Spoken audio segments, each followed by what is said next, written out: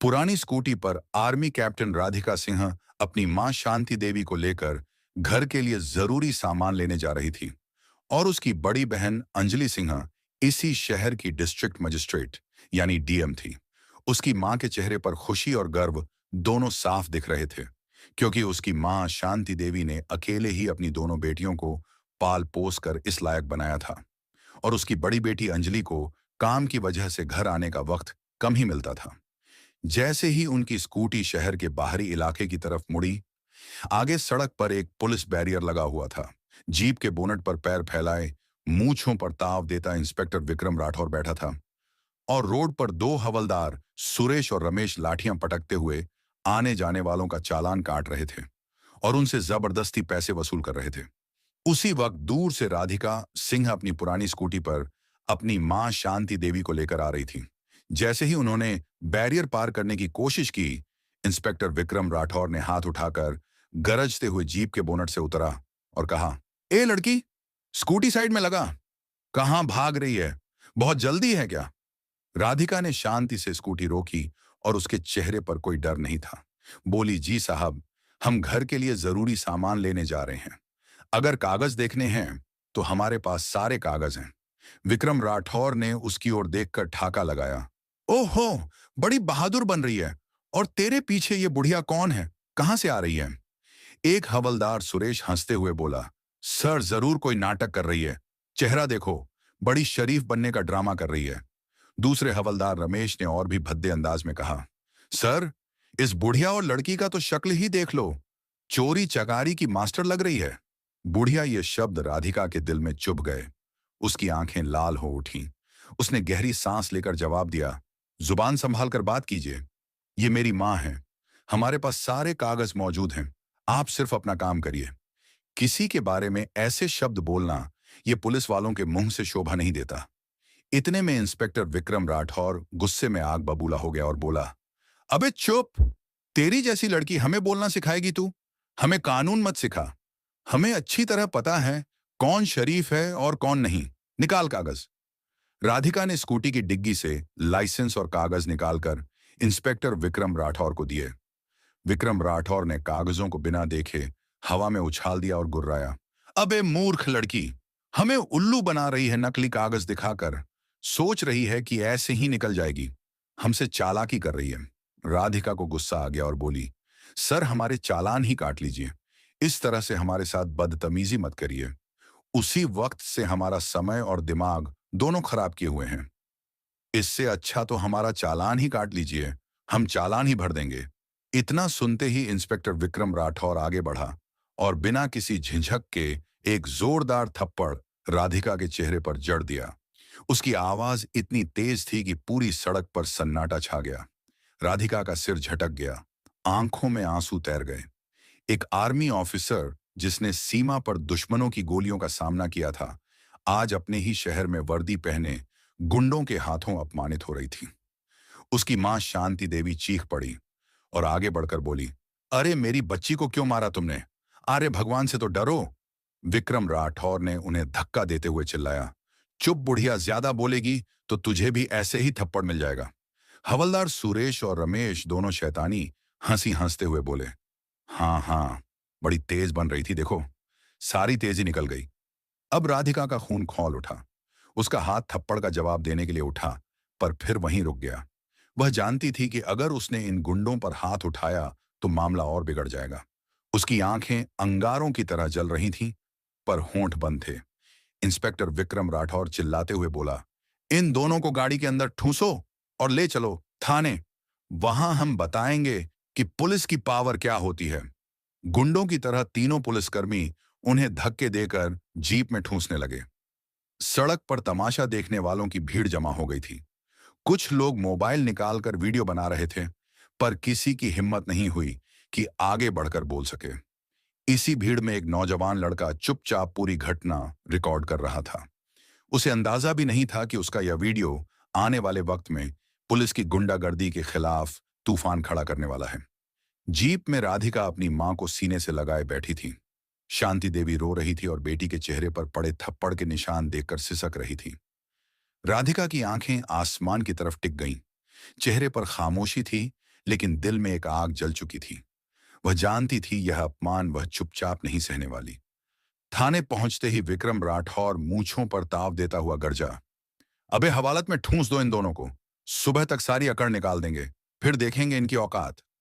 हवलदार सुरेश और रमेश ने धक्के मारकर मां बेटी को एक बदबूदार कोठरी में बंद कर दिया। दरवाजा बंद होते ही कोठरी की दीवारों में उनकी सिसकियों की गूंज गूंजने लगी। लेकिन इन पुलिस वालों को इस बात का पता नहीं था कि बाहर एक ऐसा तूफान था जिसकी कान में थोड़ी सी भी भनक लग गई तो उसके चपेट में थाने समेत इनकी पूरी जिंदगी को तबाह कर देने वाली थी। उसकी मां शांति देवी ने रोते हुए कहा, बिटिया ये लोग हमें कहां बंद कर दिए, अब क्या होगा। राधिका ने अपनी मां को गले से लगा लिया। उसकी अपनी आंखों में भी आंसू थे, लेकिन आवाज में फौलाद जैसी मजबूती थी। मां तुम चिंता मत करो, मैं हूं ना, बस थोड़ी देर की बात है, सब ठीक हो जाएगा।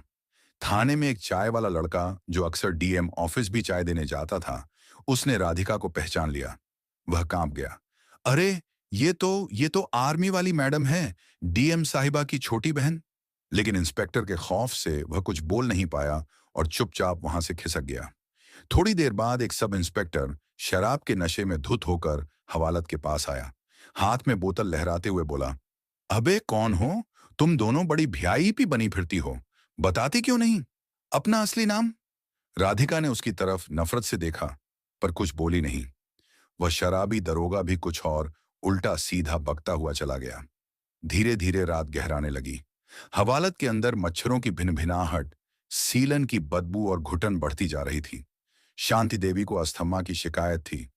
उस घुटन भरे माहौल में उनका दम घुटने लगा। वह जोर जोर से खांसने लगी। राधिका घबरा गई। उसने दरवाजा पीटना शुरू कर दिया। कोई है, दरवाजा खोलो, मेरी मां की तबीयत खराब हो रही है, प्लीज किसी डॉक्टर को बुलाए। उसने बार बार आवाज दी, लेकिन उसकी आवाज थाने के शोर में दबकर रह गई। बाहर से एक सिपाही की आवाज आई, अबे चुपचाप पड़ी रह, ड्रामा मत कर, सुबह से पहले कोई दरवाजा नहीं खुलेगा। पूरी रात राधिका अपनी मां का सिर गोद में रखे बैठी रही। वह अपनी मां की पीठ सहलाती रही, उन्हें हिम्मत देती रही। सुबह होते होते उसकी आंखें रोष और बेबसी से लाल हो चुकी थीं। अभी तक जिले के किसी भी बड़े अधिकारी को खबर नहीं थी कि एक आर्मी ऑफिसर और जिले की डीएम की मां एक अंधेरी कोठरी में कैद है। दूसरी तरफ जिला प्रशासन में हड़कंप मचना शुरू हो गया था। डीएम अंजलि सिंह सुबह से अपनी मां और बहन को फोन कर रही थी, लेकिन दोनों का फोन बंद आ रहा था।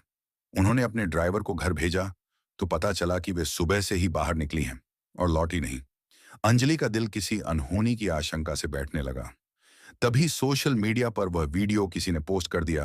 पुलिस की गुंडागर्दी मां बेटी को सरेआम बीच रास्ते पर बदसलूकी की और जीप में डाला। वीडियो आग की तरह फैलने लगा। लोग पुलिस के खिलाफ गुस्से भरे कमेंट्स कर रहे थे। यही वीडियो व्हाट्सएप ग्रुप्स के जरिए घूमता हुआ डीएम अंजलि सिंह के पीए के पास पहुंचा। उसने वीडियो देखा और उसके पैरों तले जमीन खिसक गई। उसने कांपते हाथों से डीएम मैडम के केबिन का दरवाजा खटखटाया। अंजलि उस वक्त एक जरूरी मीटिंग में थी। उसने इशारे से पीए को रुकने को कहा, लेकिन पीए की आंखों में जो घबराहट थी उसे देखकर अंजलि ने मीटिंग रोक दी और उसके पास वाले कमरे में गई और बोली, क्या बात है विकास, सब ठीक तो है। विकास ने लड़खड़ाती आवाज में कहा, मैडम एक वीडियो है। अंजलि ने फोन हाथ में लिया और वीडियो प्ले किया। जैसे जैसे वीडियो आगे बढ़ा, अंजलि के चेहरे का रंग बदलने लगा। उसकी शांत आंखों में पहले हैरानी, फिर गुस्सा और फिर एक भयानक तूफान उभर आया। जब उसने इंस्पेक्टर विक्रम राठौर को अपनी फौजी बहन राधिका के गाल पर थप्पड़ मारते देखा तो उसके हाथ कांपने लगे। फोन उसके हाथ से छूटते छूटते बचा। उसकी मां, उसकी प्यारी मां, जिसे उसने कभी ऊंची आवाज में बात तक नहीं की थी, सड़क पर गिड़गिड़ा रही थी। और उसकी छोटी बहन, उसकी लाडली राधिका, जो देश की शान थी, आज सड़क पर बेबस खड़ी थी। अंजलि की आंखों में आंसू भर आए, लेकिन उसने फौरन खुद को संभाला। वह एक डीएम थी। उसे इस वक्त भावनाओं में बहने का कोई हक नहीं था। उसके अंदर की बेटी और बहन तड़प रही थी, लेकिन उसके अंदर का अफसर जाग चुका था। उसने अपने दांत भींच लिए। उसकी सांसें तेज हो गई थीं। उसने मीटिंग में मौजूद अफसरों से कहा, यह मीटिंग यहीं खत्म होती है, आप सब जा सकते हैं। सबके जाने के बाद उसने अपने पीए से कहा, विकास, पता लगाओ ये किस थाने का मामला है और मेरी माँ और बहन इस वक्त कहाँ हैं। मुझे हर एक मिनट की रिपोर्ट चाहिए। उसकी आवाज में जो ठंडक और गुस्सा था, उसे सुनकर पीए की रूह कांप गई। वह समझ गया था कि आज शहर में एक ऐसा तूफान आने वाला है जो कई लोगों की वर्दियां और कुर्सियां उड़ा कर ले जाएगा। अंजलि अपनी कुर्सी पर बैठ गई और सोचने लगी, मेरी माँ जिसने हमें पालने के लिए अपनी पूरी जिंदगी लगा दी, और मेरी बहन जो देश के लिए जान हथेली पर लेकर घूमती है, उनके साथ यह सुलूक। आज इस शहर की डीएम होने का असली मतलब मैं इन वर्दी वाले गुंडों को बताऊंगी। आज इंसाफ होगा, और ऐसा होगा कि उनकी आने वाली नस्लें भी याद रखेंगी। थाने के भीतर रात किसी भयानक सपने की तरह गुजरी थी। सुबह की पहली किरण जब हवालात की छोटी सी जाली से छनकर अंदर आई, तो वह अपने साथ कोई उम्मीद नहीं, बल्कि और ज्यादा बेबसी लेकर आई थी। शांति देवी की हालत अब और बिगड़ चुकी थी। उनका सांस लेना मुश्किल हो रहा था और वह लगभग बेहोश थी। राधिका ने उनका सिर अपने घुटनों पर रखा हुआ था। उसकी आंखें सूजकर लाल हो चुकी थीं। रात भर की मिन्नतों के बाद भी किसी ने एक गिलास पानी तक नहीं दिया था। एक सिपाही पास से गुजरा। राधिका ने फिर से हिम्मत जुटाई। भाई साहब, प्लीज एक बार डॉक्टर को बुला दीजिए, मेरी मां की जान खतरे में है। सिपाही ने नफरत भरी नजरों से उसे देखा तो बोला, हम अपराधियों के लिए डॉक्टर नहीं बुलाते, मर जाए तो एक गिनती कम होगी। ये शब्द राधिका के दिल में किसी जहरीले खंजर की तरह उतर गए। उसे लगा जैसे किसी ने उसकी आत्मा पर चोट की हो। फिर भी वह चुप रही। उसकी आंखों में अब आंसू नहीं, बल्कि एक फौजी का ठंडा गुस्सा था जो ज्वालामुखी की तरफ फटने का इंतजार कर रहा था। इसी बीच थाने के बाहर का माहौल बदलने लगा था। वह वायरल वीडियो अब सिर्फ शहर में नहीं, बल्कि पूरे राज्य में फैल चुका था। तमाम सोशल मीडिया प्लेटफॉर्म्स पर लोग लिख रहे थे, क्या यही है सिस्टम का असली चेहरा? अगर ये डीएम की फैमिली है, तो आम आदमी का क्या होता होगा? मीडिया चैनलों को भी खबर लग चुकी थी। रिपोर्टर्स की गाड़ियां थाने के बाहर जमा होने लगी थीं। किसी को अंदर जाने की इजाजत नहीं थी, लेकिन कैमरे लगातार बाहर से हर हरकत को कैद कर रहे थे। थाने का इंस्पेक्टर विक्रम राठौर इस सब से बेखबर अपने ऑफिस में बैठा चाय की चुस्कियां ले रहा था। उसे लग रहा था कि उसने दो आवारा औरतों को सबक सिखाकर बड़ा तीर मारा है। तभी उसका मोबाइल बजा। स्क्रीन पर नाम चमक रहा था, एएसपी साहब। उसने अकड़कर फोन उठाया। जय हिंद सर। दूसरी तरफ से एएसपी साहब की घबराई हुई और गुस्से से भरी आवाज आई, विक्रम, तुम्हारे थाने में बीती रात कोई खास गिरफ्तारी हुई है क्या? इंस्पेक्टर ने सीना चौड़ा करके कहा। हाँ सर, दो औरतें पकड़ी थीं, स्कूटी पर थीं, अकड़ दिखा रही थीं। शक हुआ तो हवालात में डाल दिया। सुबह तक सारी गर्मी निकल जाएगी। एसपी की आवाज अब दहाड़ में बदल गई। बर्बाद कर दिया तुमने। वह दो औरतें कोई और नहीं, इस जिले की डीएम अंजलि सिंह की मां और उनकी आर्मी ऑफिसर बहन हैं। और वह वीडियो पूरे देश में घूम रहा है। मुख्यमंत्री तक बात पहुंच गई है। तुमने डीएम की फैमिली को हवालात में डाला और उनके साथ बदतमीजी की थप्पड़ मारा। किस अधिकार से? बेवकूफ। इंस्पेक्टर विक्रम राठौर के हाथ से फोन लगभग छूट गया। उसके चेहरे का रंग उड़ गया, जैसे किसी ने उसका सारा खून निचोड़ लिया हो। उसने लड़खड़ाती आवाज में कहा, सर, हमको नहीं पता था। उन्होंने बताया नहीं सर। हमसे गलती हो गई, माफ कर दीजिए सर।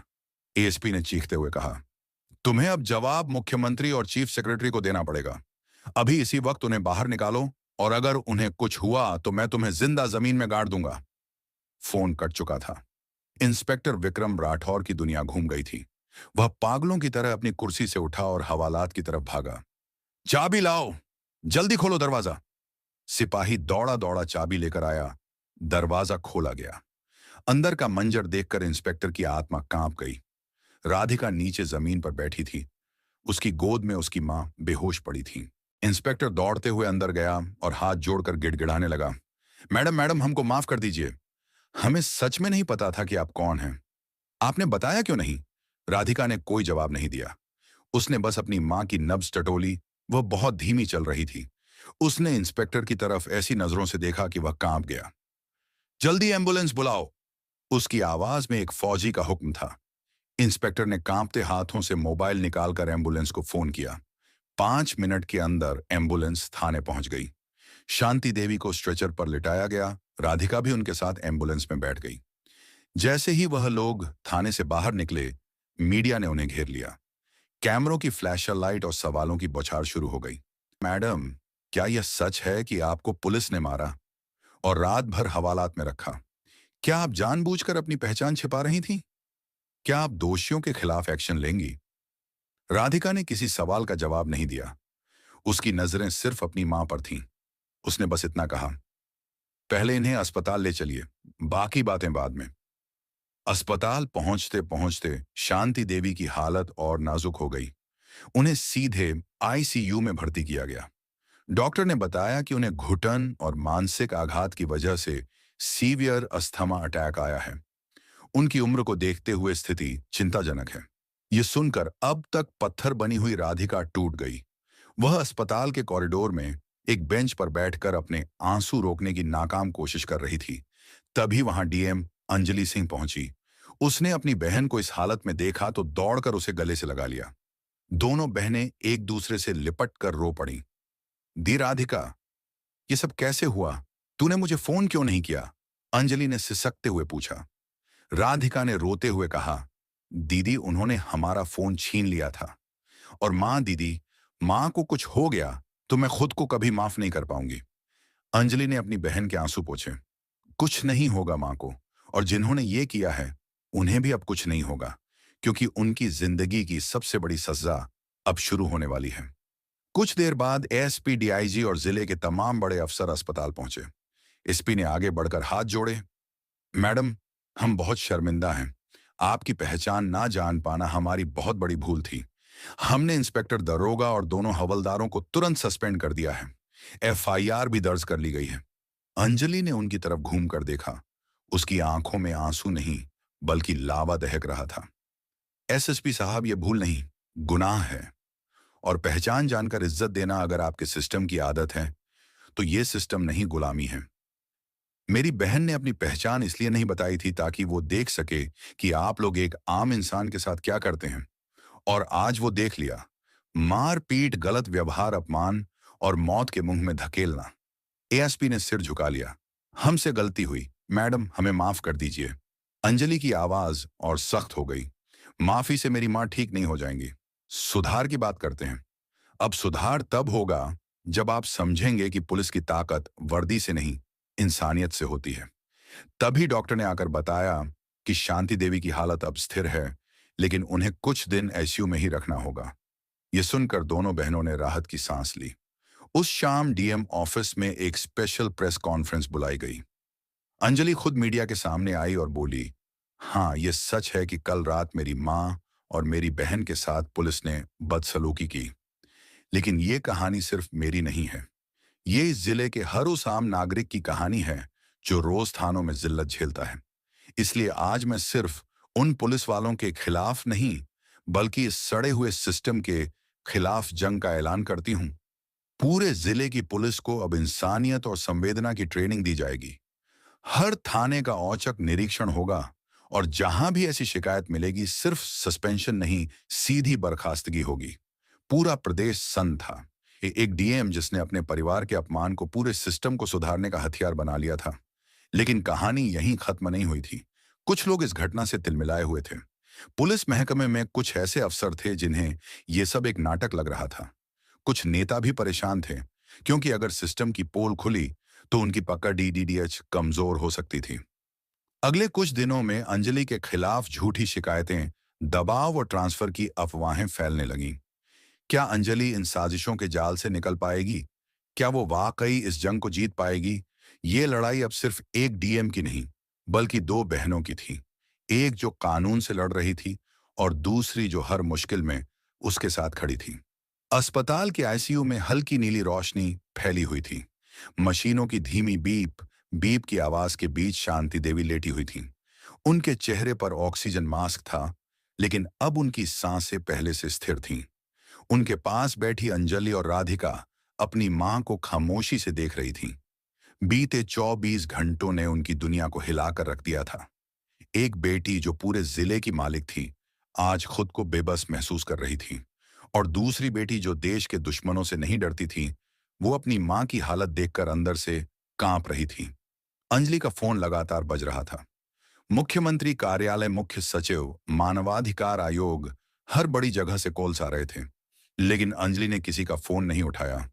उसने अपने पीए को सख्त हिदायत दी थी कि जब तक वो न कहे, कोई भी ऑफिस का काम उस तक न लाया जाए। उधर शहर में एक भूचाल आया हुआ था। वायरल वीडियो और डीएम की प्रेस कॉन्फ्रेंस की खबरें आग की तरह फैल चुकी थीं। लोग सड़कों पर उतर आए थे, हम सब डीएम के साथ हैं, पुलिस की तानाशाही नहीं चलेगी, जैसे नारे गूंज रहे थे। मीडिया चैनलों पर गर्मागर्म बहस चल रही थी। कुछ पत्रकार इसे अंजलि का एक साहसी कदम बता रहे थे, तो कुछ आलोचक इसे सहानुभूति बटोरने का ड्रामा कह रहे थे। अंजलि के विरोधी भी सक्रिय हो गए थे। शहर के एक दबंग विधायक बलवंत राय, जिसकी कई गैर कानूनी गतिविधियों पर इंस्पेक्टर विक्रम राठौर जैसे पुलिस वाले पर्दा डालते थे, ने प्रेस में बयान दिया, यह सब एक सोची समझी नौटंकी है। अफसरशाही अब नाटक करके जनता को बेवकूफ बना रही है। हम गृह मंत्रालय से इसकी उच्च स्तरीय जांच की मांग करेंगे। राजनीतिक गलियारों में यह मामला अब प्रशासनिक से ज्यादा राजनीतिक बनता जा रहा था। राजधानी में एक हाई लेवल मीटिंग बुलाई गई, जिसमें अंजलि के इस कदम पर चर्चा हुई। कुछ बड़े अफसरों ने कहा, अगर हर अफसर ऐसे ही आम जनता बनकर सिस्टम की पोल खोलने लगेगा, तो फिर सिस्टम चलाएगा कौन?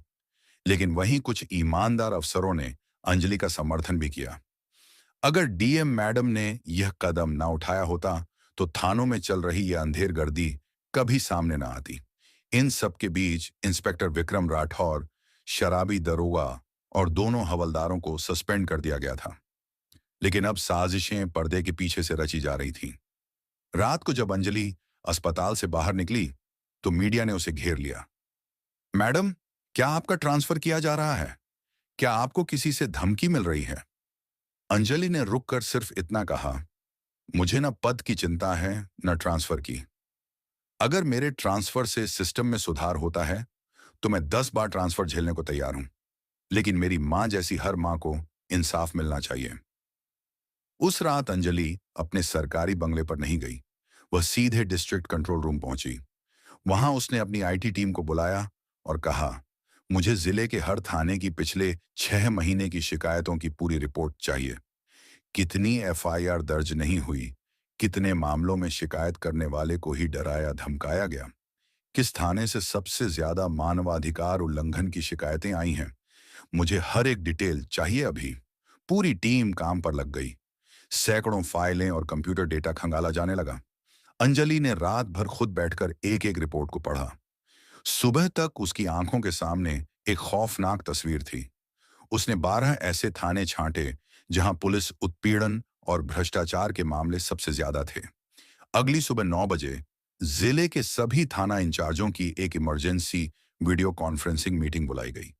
जब अंजलि स्क्रीन पर आई तो उसकी आंखों में नींद नहीं थी, लेकिन एक अजीब सा तेज था। मैं जानती हूं, आप सब मेरी घटना से हैरान हैं, लेकिन यह मेरा व्यक्तिगत अपमान नहीं था। यह उस सिस्टम का असली चेहरा था जिसे आप सब चलाते हैं। आज से हर थाने को अपनी शिकायतों का रिकॉर्ड पब्लिक करना होगा और हर 15 दिन में हर थाने में जनसुनवाई होगी, जिसमें मैं खुद मौजूद रहूंगी। कुछ थाना इंचार्ज असहज हो गए। एक ने हिम्मत करके कहा, मैडम, इससे तो हमारे कर्मचारियों का मनोबल टूटेगा। अंजलि ने तीखी नजरों से उसे देखा।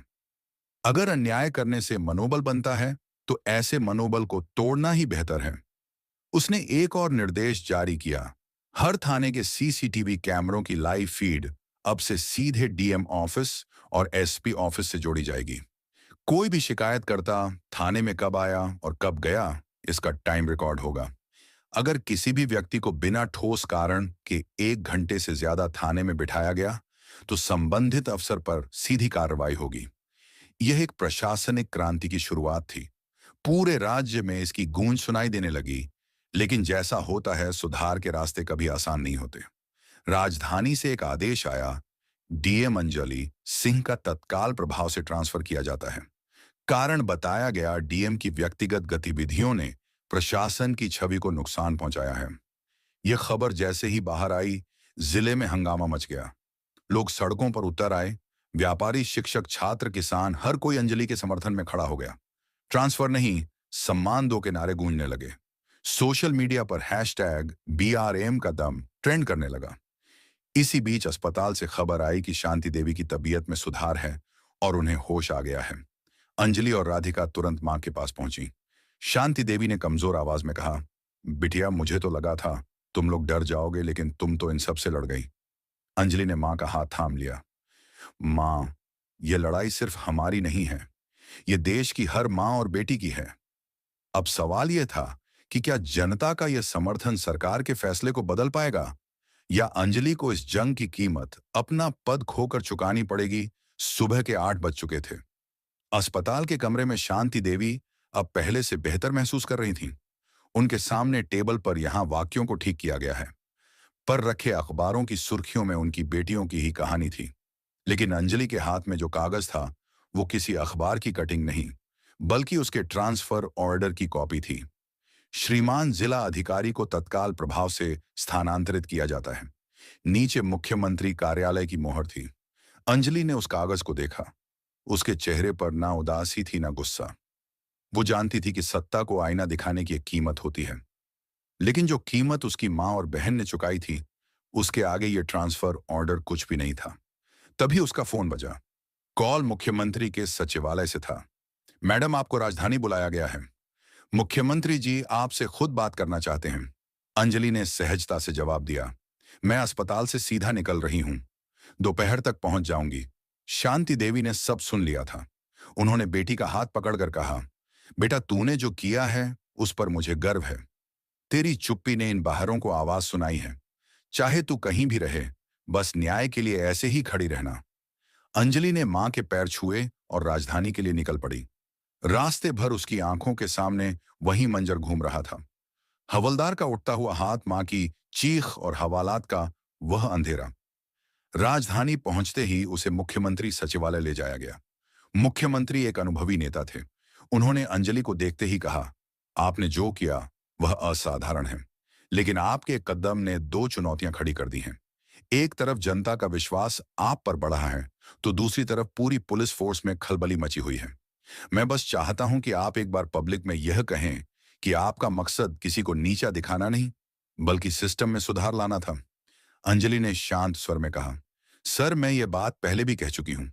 मेरा कदम किसी को शर्मिंदा करने के लिए नहीं, बल्कि सच्चाई को सामने लाने के लिए था। अगर आप चाहें तो मैं फिर से जनता को संबोधित करने के लिए तैयार हूं। मुख्यमंत्री बोले, बहुत अच्छा। आज शाम को ही एक प्रेस कॉन्फ्रेंस रखी गई है, और हां, आपके ट्रांसफर पर भी हम दोबारा विचार कर रहे हैं। शाम को शहर के सबसे बड़े सभागार में हजारों की भीड़ थी। मीडिया मंत्री, अफसर और आम जनता, हर कोई वहां मौजूद था। मंच पर अंजलि अकेली खड़ी थी। उसने माइक उठाया और बोलना शुरू किया। मैं कोई हीरो नहीं हूं, मैं बस एक अफसर हूं जो खुद से एक सवाल करती है, क्या मैं वही कर रही हूं जिसकी उम्मीद संविधान ने मुझसे की है। उस एक घटना ने मेरी आंखें खोल दी। मैं मानती हूं कि पुलिस हमारे समाज की रीढ़ है, लेकिन जब रीढ़ में ही भ्रष्टाचार, अहंकार और हिंसा का कीड़ा लग जाए, तो पूरा समाज अपाहिज हो जाता है। मेरा मकसद किसी को बदनाम करना नहीं, बल्कि सुधार लाना था। आज मैं आप सबसे वादा करती हूं, चाहे मुझे देश के किसी भी कोने में भेज दिया जाए, मेरी लड़ाई हमेशा न्याय के लिए होगी। मैं पद के लिए नहीं, अपने उसूलों के लिए खड़ी हूं। तालियों की गड़गड़ाहट से पूरा हॉल गूंज उठा। मंच से उतरने के बाद मुख्यमंत्री खुद मंच पर आए और घोषणा की, हम डीएम साहिबा का ट्रांसफर रद्द करते हैं और साथ ही पूरे राज्य में मानव सम्मान प्राणी अभियान की शुरुआत करते हैं, जिसके तहत हर थाने में मानवीय व्यवहार को अनिवार्य किया जाएगा। और इस अभियान की प्रमुख होंगी खुद डीएम अंजलि सिंह। भीड़ में से एक नौजवान चिल्लाया, अब सिस्टम बदलेगा। उस रात जब अंजलि और राधिका अपनी मां के पास अस्पताल लौटी, तो शांति देवी की आंखों में गर्व के आंसू थे। उन्होंने अपनी दोनों बेटियों का हाथ थामा और कहा, एक देश की रक्षा करती है और दूसरी जिले को संभालती है, और जब दोनों साथ खड़ी हो जाती हैं, तो अन्याय की कोई औकात नहीं रहती। अगले दिन से अंजलि ने अपने मिशन की शुरुआत कर दी। वह बिना किसी तामझाम के थानों का दौरा करने लगी। 1 महीने के भीतर जिले की तस्वीर बदलने लगी थी। थानों में अब डर नहीं, बल्कि सम्मान का माहौल था। सिपाही लोगों से मुस्कुराकर बात करने लगे थे, और शांति देवी, जो कभी एक हवालात में बेहोश पड़ी थीं, आज गर्व से सबको बताती थीं कि उनकी बेटियां सिर्फ अफसर नहीं, बल्कि इंसाफ की वह मशाल हैं जो अंधेरे को चीरना जानती हैं। कहानी यहां खत्म होती है, लेकिन एक मजबूत सीख के साथ।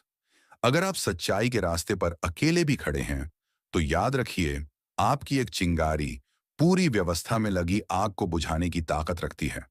जीत हमेशा सच की होती है। अगर आपको यह कहानी पसंद आई हो, तो इसे लाइक करें और ज्यादा से ज्यादा लोगों तक शेयर करें। कमेंट करके बताएं कि आपको अंजलि और राधिका का कौन सा कदम सबसे अच्छा लगा, और हमारे चैनल को सब्सक्राइब करना ना भूलें, क्योंकि हम आपके लिए ऐसी ही प्रेरणादायक कहानियां लाते रहेंगे। तो दोस्तों, यह कहानी केवल मनोरंजन और शिक्षा के उद्देश्य से बनाई गई है। इसमें दिखाए गए सभी पात्र, घटनाएं और संवाद काल्पनिक हैं। किसी भी वास्तविक व्यक्ति, संस्था या घटना से इनका कोई संबंध नहीं है। कृपया इसे केवल कहानी के रूप में देखें और इसका आनंद लें। हम किसी की भावनाओं को ठेस पहुंचाना नहीं चाहते।